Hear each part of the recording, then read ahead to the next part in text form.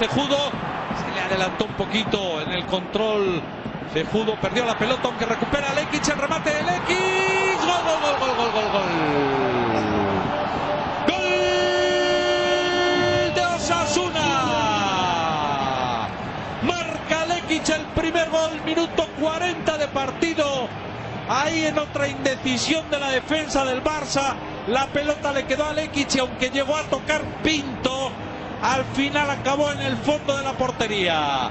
Se lo estaba mereciendo Osasuna, que había llegado más, que había tenido dos muy claras y que ahora ha encontrado el premio.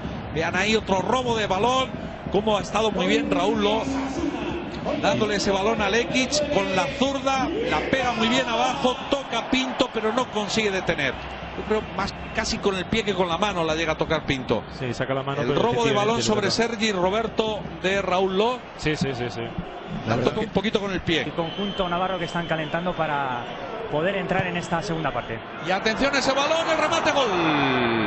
Gol de Alexis, marca el Barça, gol del Fútbol Club Barcelona, marca el empate.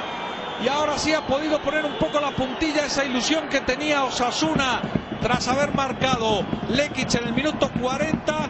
Balón que prácticamente se perdía tras ese centro desde la izquierda y Alexis muy oportuno con la cabeza. Consigue contactar, no llega a Miguel Flaño para despejar.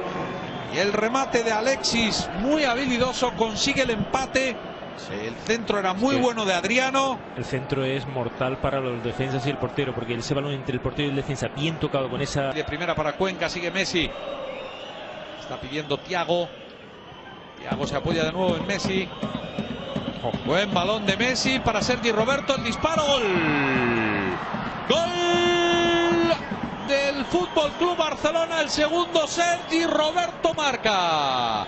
Minuto 71. Marcó Sergi Roberto, gol del Fútbol Club Barcelona. Qué gran pase de Messi. Qué maravilla de pase. Y qué bien lo ha aprovechado el chaval. Ve el movimiento Messi. Ahí van a ver la jugada. Como tira el desmarque Sergi Roberto para evitar el fuera de juego. Justo cuando estaban saliendo los dos centrales de Osasuna, Sergi Roberto también hace el mismo movimiento para que no le pille en fuera de juego. Y define con la zurda muy bien cruzando la pelota. Segundo gol del Barça.